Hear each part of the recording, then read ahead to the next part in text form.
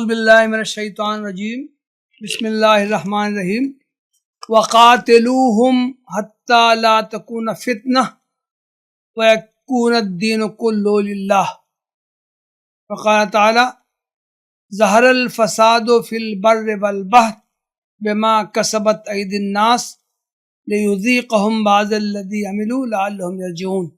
محترم بزرگوں، بھائیوں، دوستوں، فتنہ و فساد کا لفظ ہمارے درمیان عام ہے، عام طور سے اس کا استعمال ہوتا ہے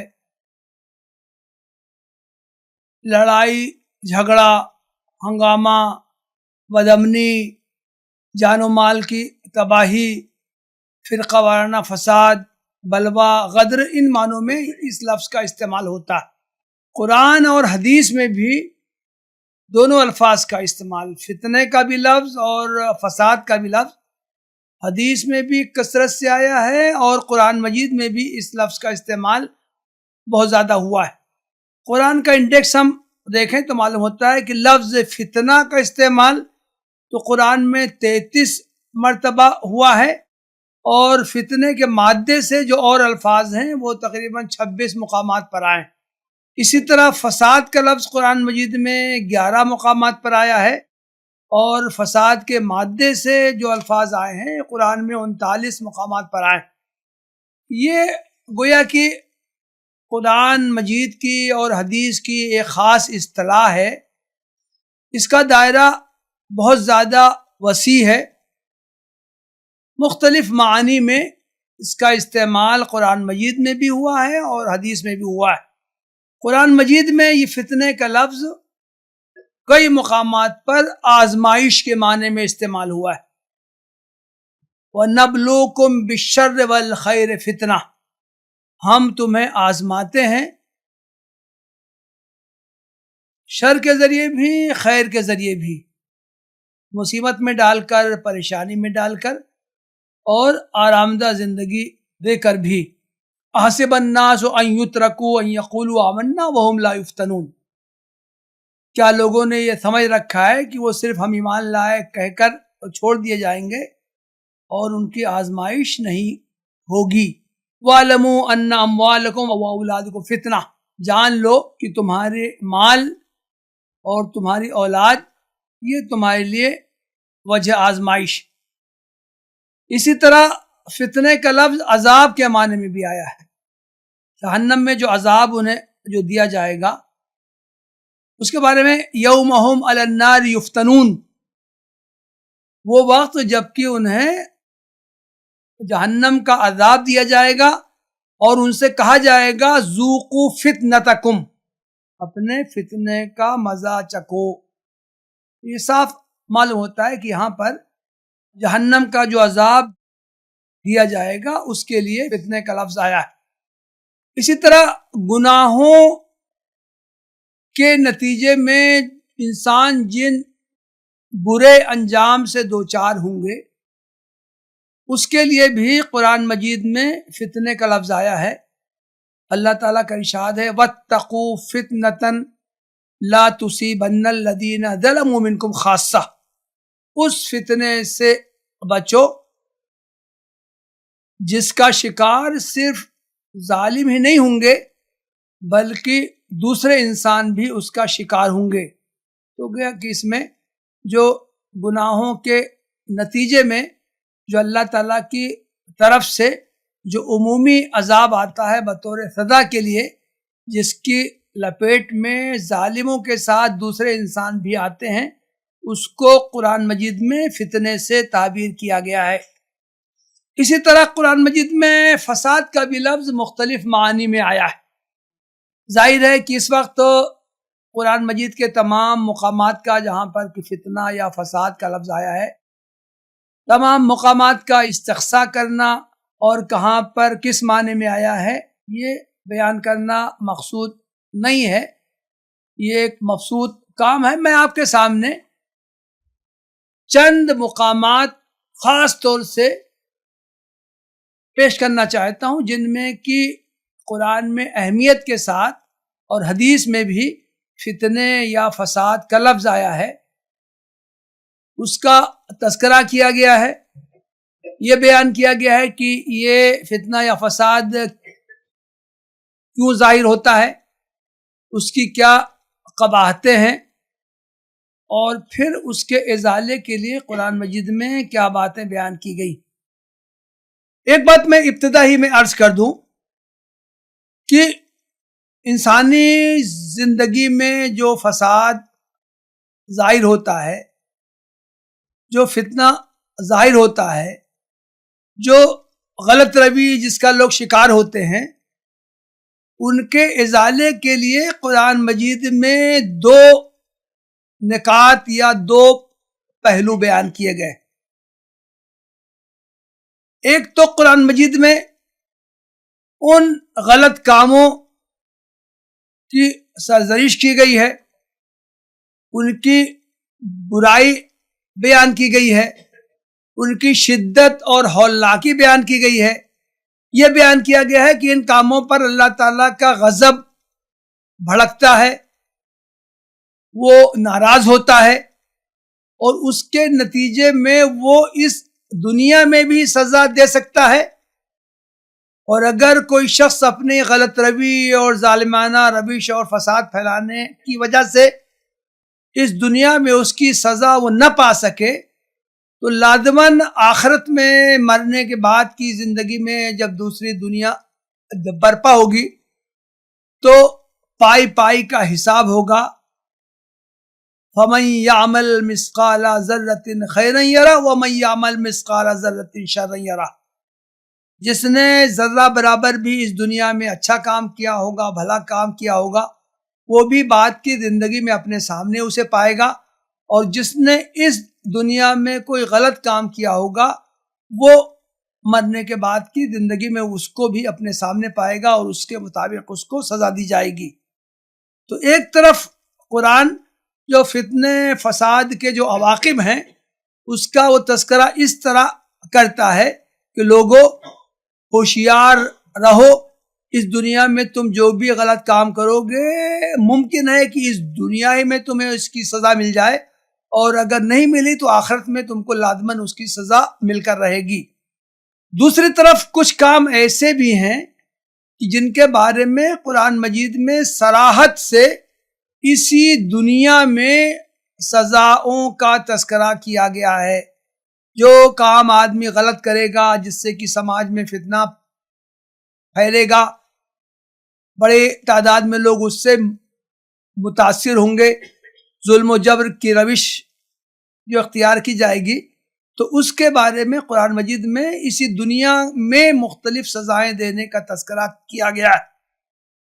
تو گویا کہ اس طرح قرآن فتنہ و فساد کا ازالہ کرنا چاہتا ہے, لوگوں کو وہ متنبہ کرتا ہے کہ اگر وہ اللہ تعالیٰ کے غیظ و غضب سے بچنا چاہتے ہیں, اس کی سزاؤں سے بچنا چاہتے ہیں, تو اپنی وہ اصلاح کر لیں. اور دوسری طرف قرآن میں خود ان کاموں کی مختلف سزائیں بھی بیان کی گئی. فساد کی اولین صورت ہے آدمی کے دل کا فساد. آدمی جو کچھ بیرونی طور سے جو کچھ کرتا ہے, انسان کی زندگی سے جو غلط اعمال صادر ہوتے ہیں, وہ اصلاً دل میں پہلے وہ خیالات پیدا ہوتے ہیں, دل اس کو ان کاموں کی طرف آمادہ کرتا ہے, لبھاتا ہے, اس کو اچھا بنا کے مزین بنا کے پیش کرتا ہے, اور اعضاء و جوارح چونکہ دل کے خادم ہوتے ہیں اس لیے پھر انسان کے اعضاء سے ان غلط کاموں کا صدور ہوتا ہے. تو قرآن سب سے پہلے اس جانب متوجہ کرتا ہے کہ ہر شخص اپنے دل کی اصلاح کرنے کی کوشش کرے. چنانچہ ایک حدیث میں بہت مشہور حدیث ہے, اللہ کے رسول صلی اللہ علیہ وسلم نے ارشاد فرمایا ہے, الا فی الجسد لمضغۃ اذا فسدت فسد الجسد کلہ وَإِذَا صَلَحَتْ صَلَحَ الْجَسَدُ كُلُّهُ أَلَا وَهِيَ الْقَلْبُ. لوگوں, جسم میں ایک لوتھڑا ہے, گوشت کا ایک ٹکڑا ہے, اگر اس میں فساد پیدا ہو جائے تو پورے جسم میں فساد پیدا ہو جاتا ہے، اور اگر وہ ٹھیک ٹھاک رہے تو پورا جسم ٹھیک ٹھاک رہتا ہے۔ لوگوں سن لو، وہ دل ہے۔ اس حدیث سے معلوم ہوتا ہے کہ اللہ کے رسول صلی اللہ علیہ وسلم نے باطن کی اصلاح پر بہت زیادہ زور دیا ہے۔ ہر شخص کی ذمہ داری ہے کہ وہ اپنے نفس کی، اپنے قلب کی، اپنے دل کی، اپنے اندرون کی اصلاح کرنے کی کوشش کرے۔ اگر وہ اس میں کامیاب ہو گیا تو ظاہر ہے کہ اس کے اعضاء و جوارح سے غلط کاموں کا ارتکاب نہیں ہوگا، اچھے کام ہی اس کے اعضاء و جوارح سے صادر ہوں گے۔ اس طرح سماج میں بھی نیکی بھلائی کا فروغ ہوگا۔ دوسری چیز جو اہم تر ہے وہ ہے سماجی زندگی کا فساد۔ سماج وجود میں آتا ہے افراد کے مجموعے سے۔ افراد میں مرد بھی ہوتے ہیں، خواتین بھی ہوتی ہیں۔ مردوں اور خواتین کے تعلقات اگر اپنے حدود میں رہیں تو سماج برائیوں اور بے حیائیوں کا مجموعہ نہیں بنے گا۔ لوگ اپنے اپنے حدود میں رہیں گے، لیکن اگر تعلقات، خاص طور سے مردوں عورتوں کے تعلقات اگر اپنے صحیح حدود میں نہ رہیں تو سماج برائیوں اور بے حیائیوں کا اڈا بن جاتا ہے۔ سماجی زندگی میں جو برائیاں پائی جاتی ہیں ان میں سے ایک برائی جس نے انسانی سماج کو بالکل کھوکھلا کر کے رکھ دیا ہے، اس میں سے وہ ہے جسے ہم شہوت کا فتنہ کہہ سکتے ہیں۔ جنسی انارکی، بے حیائی، عریانی، فحاشی، مردوں اور عورتوں کے ناجائز تعلقات، یہ ہم اپنی آنکھوں سے دیکھتے ہیں، یہ بہت زیادہ عام ہیں۔ تمام سماجوں میں اس معاملے میں حدود کی پابندی نہیں کی جاتی ہے۔ اللہ کے رسول صلی اللہ علیہ وسلم نے اس کو ایک بہت بڑے فتنے سے تعبیر کیا ہے۔ ایک حدیث میں ہے کہ اللہ کے رسول صلی اللہ علیہ وسلم نے ارشاد فرمایا، وَاتَّقُوا النِّسَاءَ فَإِنَّ أَوَّلَ فِتْنَةِ بَنِي إِسْرَائِيلَ كَانَتْ فِي النِّسَاءِ۔ لوگوں، عورتوں کے معاملے میں اللہ تعالیٰ سے ڈرو، اس لیے کہ بنی اسرائیل میں سب سے پہلے جو فتنہ برپا ہوا تھا وہ عورتوں کے معاملے میں برپا ہوا تھا۔ اسی طرح کی ایک دوسری حدیث ہے، اللہ کے رسول صلی اللہ علیہ وسلم نے ارشاد فرمایا، ما ترکت بعدی فتنةً اضر علی الرجال من النساء۔ میں نے اپنے بعد کوئی ایسا فتنہ نہیں چھوڑا ہے جو مردوں کے لیے سب سے زیادہ نقصان دہ ہو، وہ عورتوں سے بڑھ کر کوئی فتنہ نہیں ہے۔ عورتوں کو فتنہ قرار دینے کا مطلب یہ ہے کہ آدمی حدود کی پابندی نہ کرے، مردوں اور عورتوں کے درمیان جنسی تعلقات کے جو حدود بیان کیے گئے ہیں ان کی آدمی پابندی نہ کرے۔ ہم سب کے علم میں ہے کہ جنس کے بارے میں انسانی سماجوں میں افراط و تفریط پائی جاتی رہی۔ بہت سے انسانی سماج ایسے ہیں جنہوں نے کہ تو جنس کو تو ایک انتہائی گندا اور گھناؤنا کام قرار دیا۔ انہوں نے یہ تصور پیش کیا کہ اگر انسان اپنی روحانیت کی ارتقاء، اس کی معراج وہ چاہتا ہے تو اسے جنسی تعلقات سے کنارہ کش ہو جانا چاہیے۔ دوسری طرف ایسے بھی لوگ پائے گئے جو اباحیت کے علمبردار ہیں، وہ کہتے ہیں کہ جنسی تعلق کے لیے کسی طرح کی کوئی پابندی روا نہیں ہے، انسان آزاد پیدا ہوا ہے، اس کو پورا اختیار ہے کہ وہ جس طرح چاہے اپنے جنسی جذبے کی تسکین کر لے۔ قرآن مجید میں اس تعلق سے بالکل صراحت کی گئی ہے۔ قرآن جنسی جذبے کو تسلیم کرتا ہے، لیکن اس نے اس کی تسکین کے لیے صرف اور صرف نکاح کو لازم کیا. نکاح کے علاوہ جنسی جذبے کی تسکین کی تمام صورتیں اسلام نے حرام قرار دی ہے.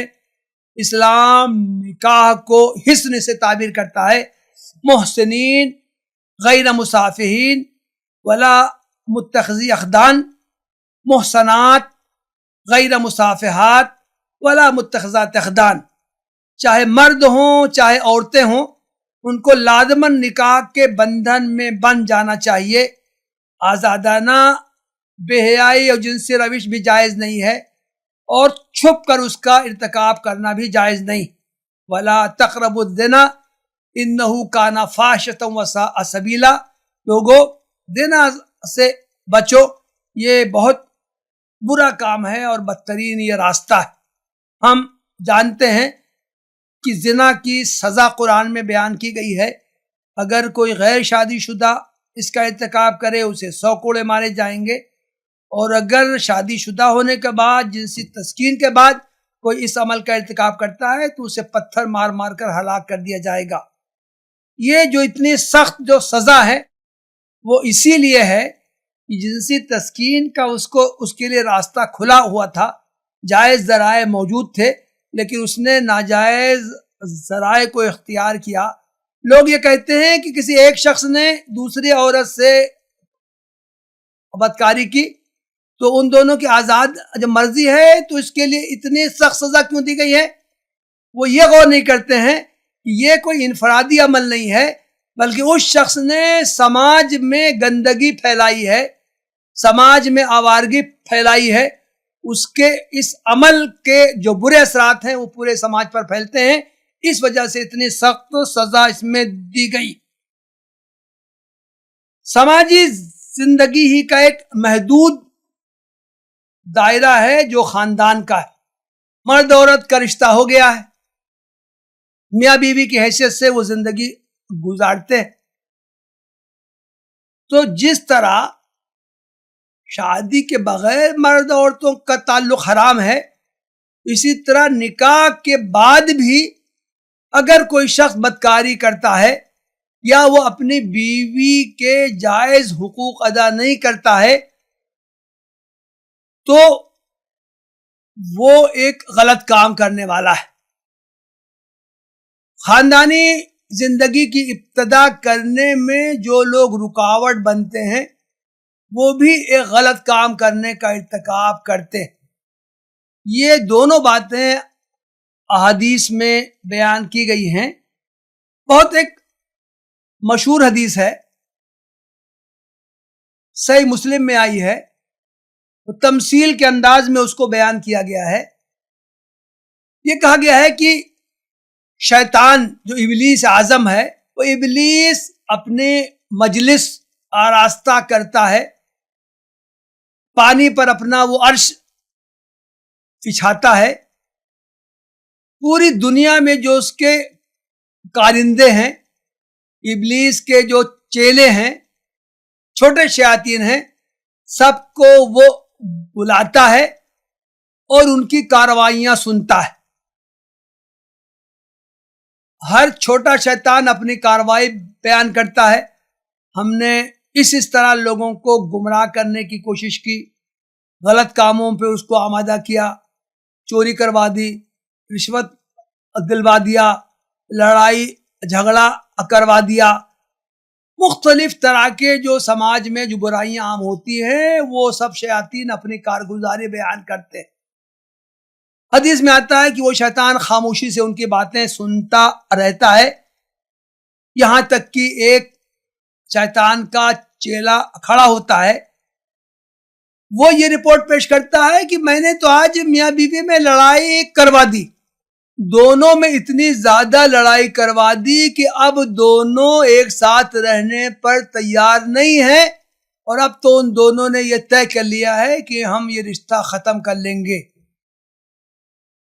حدیث میں آتا ہے کہ شیطان کھڑے ہو کے اس کا استقبال کرتا ہے، مبارکباد دیتا ہے اور اس کو گلے لگا لیتا ہے، اور وہ کہتا ہے کہ تم میرے حقیقی شاگرد ہو، تم نے میرا سب سے زیادہ پسندیدہ کام کیا. یہ صحیح مسلم کی حدیث ہے. جو باتیں اس میں بیان کی گئی ہیں وہ تمثیل کے انداز میں بیان کی گئی ہیں. گویا کہ اس حدیث سے واضح ہے کہ سماجی زندگی میں اور خاص طور سے خاندانی زندگی میں سب سے بڑا فتنہ یہ ہے کہ مرد اور عورت میں، شوہر بیوی میں اختلافات پیدا ہو جائیں، دوریاں پیدا ہو جائیں، ان دونوں کا ایک دوسرے سے اعتماد اٹھ جائے اور وہ پھر ساتھ میں رہنے پر تیار نہ ہوں. محترم بھائیوں بہنوں، کسی خاندان کا شیرازہ اگر منتشر ہو جائے تو اس کے سماج پر کتنے برے اثرات پڑتے ہیں، خاندان پر اس کے کتنے برے اثرات پڑتے ہیں، اس سے ہم اچھی طرح واقف ہیں. میرے پاس پورے ملک سے بہت کثرت سے فون آتے ہیں. شادی شدہ زندگی کو ابھی 6 مہینے ہوئے ہیں، سال بھر ہوئے ہیں، اور اتنے زیادہ اختلاف ہو جاتے ہیں کہ شوہر بیوی ایک دوسرے کی صورت دیکھنے پر تیار نہیں ہوتے. میرے پاس ایسے بھی کیسز آتے ہیں، تعلیم یا اعلیٰ تعلیم یافتہ جوڑے ہیں، ایک چھت کے نیچے کئی مہینے تک رہتے ہیں لیکن وہ ایک دوسرے کی صورت نہیں دیکھنے پر تیار ہوتے ہیں. تو یہ گویا کہ حدیث میں اس کو خاندانی زندگی کا بہت بڑا فتنہ قرار دیا گیا ہے، اس کے لیے یہ بات کہی گئی. اور ٹھیک یہی بات رشتوں میں تاخیر.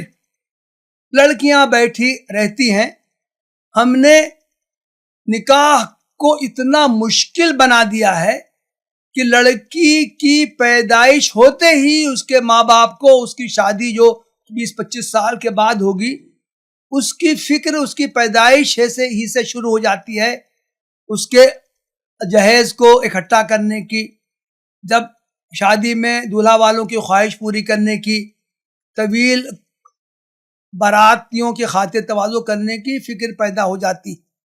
شادی کی جو مصرفانہ رسوم ہے اس کی وجہ سے سماج میں اتنی زیادہ برائی پیدا ہو رہی ہے، ہم اس کا تصور نہیں کر سکتے. دیکھیں، جنس کا جو جذبہ ہے وہ زور مارتا ہے، پھر لڑکا ہو یا لڑکی وہ کچھ نہیں دیکھتے. پانی کا ریلا ہے، طوفان اٹھا ہے دریا میں، سمندر میں، کسی بھی طریقے سے اس کو روکا نہیں جا سکتا. تو یہ جو واقعات ہم سنتے ہیں کہ لڑکیاں بھاگ گئی ہیں، پسند کی شادی کر لی ہے، لو میرج کر لی ہے، یہاں تک کہ غیر مسلموں کے ساتھ جو مسلم لڑکیاں بھاگ کے شادی کر لیتی ہیں، ہم اس کو چاہے جتنا برا سمجھیں لیکن اس کا قصور ہم لوگ ہیں، اس کے قصوروار ہمارا سماج ہے کہ ہم نے شادی کو اتنا مشکل بنا دیا ہے. ایک حدیث میں اس چیز کو فتنے سے بھی تعبیر کیا گیا ہے، فساد سے بھی تعبیر کیا گیا ہے. اللہ کے رسول صلی اللہ علیہ وسلم نے ارشاد فرمایا، اذا خطب الیکم من ترضون دینہ وخلقہ فزوجوہ. جب تمہارے پاس کسی نوجوان کا رشتہ آئے جس کے دین اور اخلاق پر تم کو اطمینان ہو تو اس سے اپنی بیٹی کا نکاح کر دو. الا تفعلوا تکن فتنۃ فی الارض وفساد عریض. اگر تم ایسا نہیں کرو گے تو زمین میں فتنہ پھیل جائے گا اور بہت بڑے پیمانے پر فساد عام ہو جائے گا. اللہ کے رسول صلی اللہ علیہ وسلم کی اس پیشن گوئی کو ہم اپنی آنکھوں سے دیکھ رہے ہیں. فتنہ و فساد کا انسانی زندگی میں ایک دائرہ ہے جس کو ہم مال سے تعبیر کر سکتے. حدیث میں، قرآن میں، دونوں میں مال اور دولت کی حرص و ہوس کو فتنے سے تعبیر کیا گیا ہے، فساد سے تعبیر کیا گیا ہے. مال انسانی زندگی کی ضرورت ہے. مال کو قیامًا للناس کہا گیا ہے. انسانی زندگی کو صحیح طریقے سے گزارنے کے لیے مال کی ضرورت ہے. بعض روایتوں میں تو اگرچہ اس کی سند کمزور ہے، یہ کہا گیا ہے کہ اگر آدمی کے پاس مال نہ ہو تو وہ کفر کے درجے تک پہنچ جاتا ہے. مال ضروری ہے لیکن مال کی ہوس آدمی کے اندر پیدا ہو جائے، حل میں مزید کا ہر وقت وہ نعرہ لگاتا رہے، زیادہ سے زیادہ مال وہ کمانے کی فکر میں لگا رہے، یہاں تک کہ وہ دین کے دوسرے تقاضوں سے غافل ہو جائے، تو اس کو فتنے سے تعبیر کیا گیا ہے۔ اللہ کے رسول صلی اللہ علیہ وسلم نے ارشاد فرمایا ہے، ان لکل امت فتنہ وفتنۃ امتی المال، ہر امت کا ایک فتنہ ہوتا ہے اور میری امت کا فتنہ مال ہے۔ ایک حدیث میں تو آتا ہے، ما ذئبان جائعان ارسلا فی غنم بافسد لہما من حرص المرء علی المال والشرف لدینہ، اگر کسی بکریوں کے ریوڑ میں دو بھیڑیے آ جائیں تو وہ جتنا نقصان پہنچائیں گے، بکریوں کو جتنا وہ آزادی سے چیر پھاڑ دیں گے، اس سے زیادہ فساد اس صورت میں پیدا ہوتا ہے جب آدمی کے دل میں مال کی حرص و ہوس پیدا ہو جائے اور وہ نام و نمود کا شکار ہو جائے، اس کے بارے میں ہر وقت اس کو فکر ہوتی ہو۔ ایک حدیث میں ہے کہ اللہ کے رسول نے فرمایا، اللہم انی اعوذ بک من فتنۃ الغنی و فتنۃ الفقر، اے اللہ تعالیٰ میں تجھ سے مالداری کے فتنے سے پناہ مانگتا ہوں اور فقر کے فتنے سے بھی پناہ مانگتا ہوں۔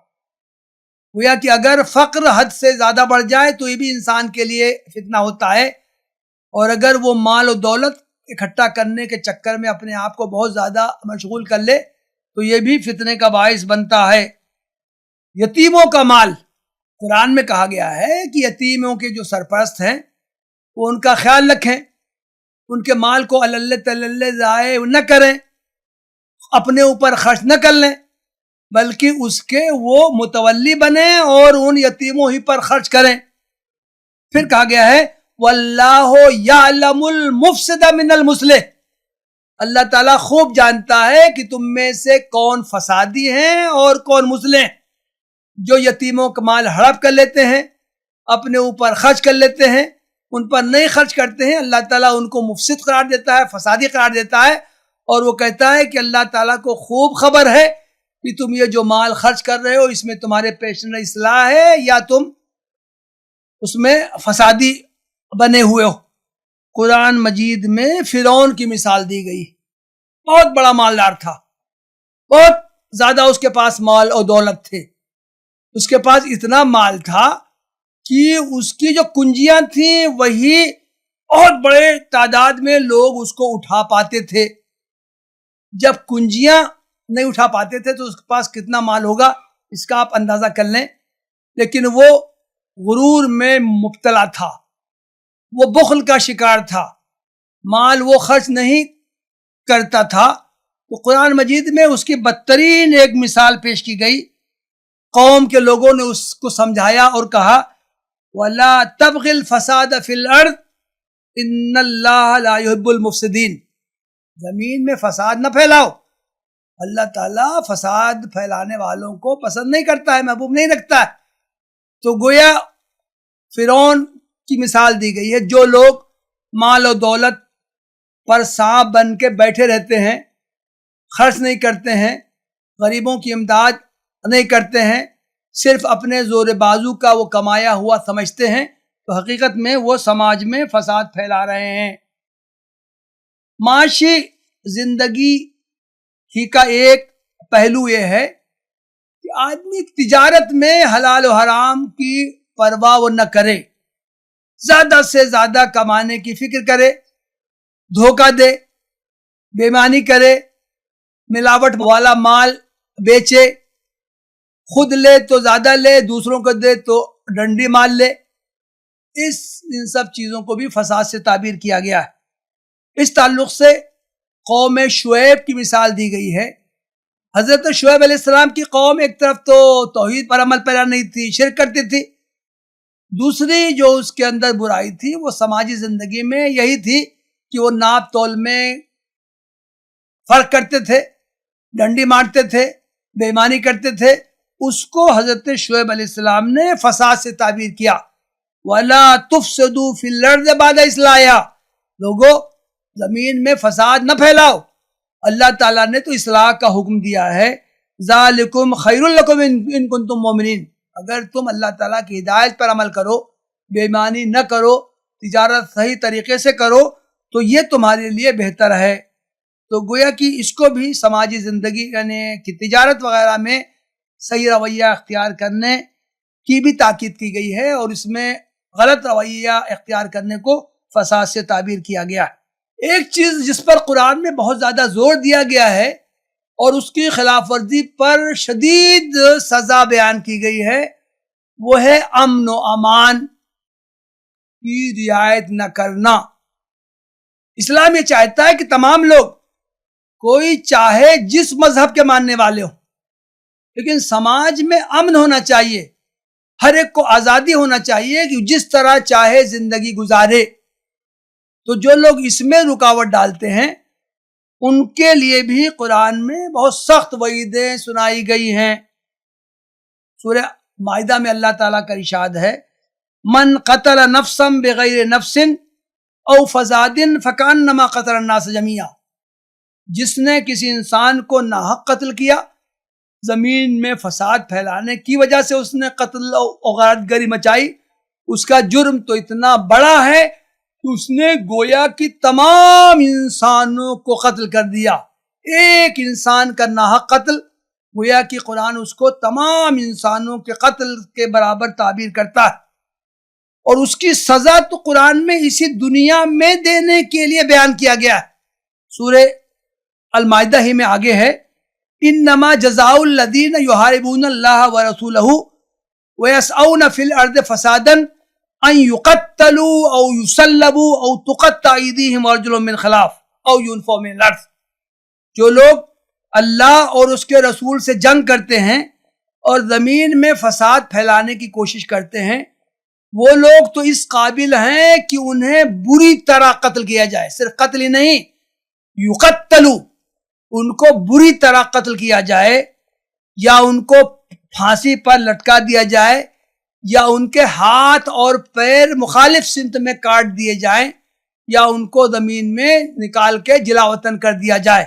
یہ بہت سخت سزا قرآن میں ان لوگوں کی قرار دی گئی ہے جو سماج میں بدامنی پھیلانے کی کوشش کرتے ہیں۔ مفسرین نے کہا ہے کہ یہ ڈاکہ زنی جو لوگ کرتے ہیں، ڈاکہ زنی میں آدمی انسانوں کا قتل بھی کرتا ہے، ان کا مال بھی لوٹتا ہے، ان لوگوں کے لیے یہ سزا قرآن میں بیان کی گئی ہے۔ گویا کہ جو لوگ بدامنی سماج میں کی ایک اعلیٰ ترین شکل اختیار کرتے ہیں، لوٹ مار کچھ مچاتے ہیں، ڈاکہ ڈالتے ہیں، انسانوں کو ستاتے ہیں، تکلیف پہنچاتے ہیں، قتل کرتے ہیں، ان لوگ کے لیے اتنی یہ دردناک سزا بیان کی گئی۔ اسی طرح قرآن مجید میں اسی انسان پر ظلم کرنے کو بھی ایک بہت بڑا جرم قرار دیا گیا ہے اور فتنہ و فساد سے تعبیر کیا گیا ہے۔ ہر انسان کو آزادی ہے کہ وہ چاہے جو عقیدہ رکھے، چاہے جس مذہب کو اختیار کرے، کسی پر روک ٹوک نہیں ہے۔ اسلام نے عام انسانوں کو ایمان قبول کرنے پر بھی مجبور نہیں کیا ہے۔ لا اکراہ فی الدین قرآن کی تو یہ آیت ہے۔ دوسری آیت ہے، پیغمبر کو تنبیہ کی گئی ہے کہ اے پیغمبر، کیا آپ چاہتے ہیں کہ تمام انسان ایمان لے آئیں؟ اگر اللہ چاہتا تو اس کی لوگوں کو توفیق دیتا، تمام انسان ایمان لے آتے، لیکن اللہ تعالیٰ یہ نہیں چاہتا ہے، تو گویا کہ لوگوں پر جبر کر کے کوئی مذہب قبول کرنے پر مجبور کرنا یہ صحیح نہیں ہے۔ اسی طرح کسی بھی طرح کا ظلم انسان پر کرنا، اس کا حق مارنا، اس کو اذیت دینا، تکلیف پہنچانا، ان تمام چیزوں کو قرآن مجید میں بہت بڑا جرم قرار دیا گیا ہے، اور اس کے لیے فتنہ کی تعبیر استعمال کی گئی۔ ان الذین فتنوا المؤمنین والمؤمنات ثم لم یتوبوا فلہم عذاب جہنم ولہم عذاب الحریق، جن لوگوں نے اہل ایمان مومن مردوں اور مومن عورتوں کو فتنے میں مبتلا کیا، یہاں اسی پر ہے، ان پر جبر کیا، ظلم کیا، ان کو آزادانہ اسلام قبول کرنے سے روکا، ان کے لیے دردناک عذاب ہے۔ اسی طرح کی مثال فرعون کے بارے میں بھی قرآن میں بیان کی گئی ہے، فما آمن لموسیٰ الا ذریۃ من قومی علی خوف من فرعون وملئہم ان یفتنہم، حضرت موسیٰ پر کچھ نوجوان ایمان لے آئے، حالانکہ انہیں فرعون کا اور اس کے درباریوں کا خوف تھا کہ وہ ان کو فتنے میں مبتلا کریں گے، یعنی وہ ان کو عذاب میں مبتلا کریں گے، تکلیفیں دیں گے، ستائیں گے۔ وَإِنَّ فِرْعَوْنَ لَعَالٍ فِي الْأَرْضِ وَإِنَّهُ لَمِنَ الْمُسْرِفِينَ۔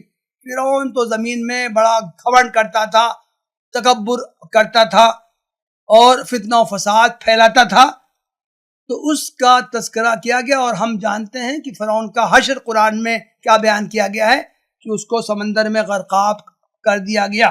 یہ ظلم و ستم کو روکنے ہی کے لیے اصلاً جہاد کو فرض کیا گیا ہے۔ جہاد کی فرضیت کیوں ہے؟ کچھ لوگ کہتے ہیں کہ جہاد کفر کو مٹانے کے لیے لازم کیا گیا ہے۔ نہیں، یہ بات صحیح نہیں۔ جب اللہ تعالیٰ یہ چاہتا ہے کہ ایمان والے بھی رہیں اور جو اللہ کو نہ مانے وہ بھی اس دنیا میں رہیں، تو کفر کو مٹانے کے لیے جہاد کیوں فرض کیا جائے گا؟ تو اس جہاد کو بدنام کے لیے یہ بات کہی گئی ہے کہ جہاد کفر کو مٹانے کے لیے ہے۔ حقیقت یہ ہے کہ جہاد شوکت کفر کو توڑنے کے لیے ہے۔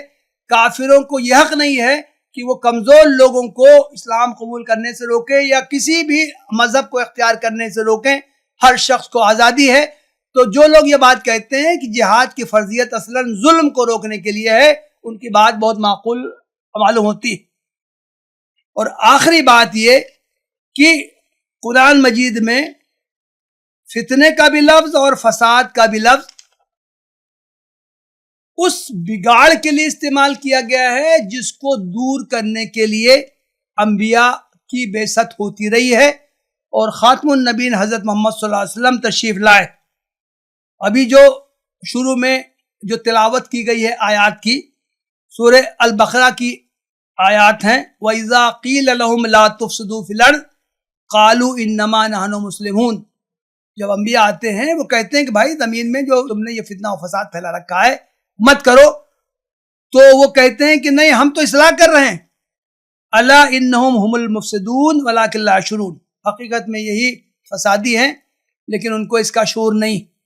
تو گویا کہ قرآن مجید میں فتنہ اور فساد کا لفظ جو وسیع معنی میں استعمال کیا گیا ہے کہ آدمی اللہ تعالیٰ کی ہدایت سے غافل رہے، دور رہے، نفس کا وہ پیرو رہے، اللہ تعالیٰ نے انبیاء کے ذریعے جو تعلیمات دی ہیں ان پر عمل وہ نہ کرے، دوسرے انسانوں کو ستائے، تکلیف پہنچائے، اس دنیا میں اپنے آپ کو بہت بڑا سمجھے، انا ربکم الاعلی کہے۔ تو ان چیزوں کو قرآن میں فتنہ و فساد سے تعبیر کیا گیا ہے۔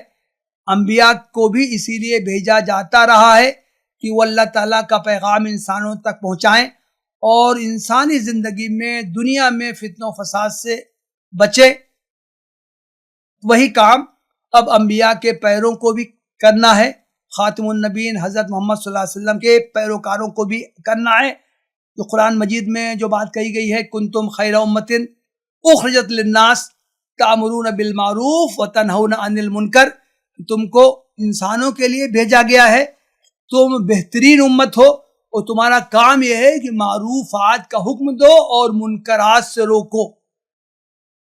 مفسرین نے امر بالمعروف ونہی عن المنکر کی آیات کی تشریح میں یہی بات کہی ہے، معروفات کا حکم دیا جائے گا، اس کی تلقین کی جائے گی، جبر کے ذریعے معروفات کو اختیار کرنے کا لوگوں کو حکم نہیں دیا جائے گا، لیکن منکر سے روکنے کے لیے طاقت کا استعمال کیا جا سکتا ہے۔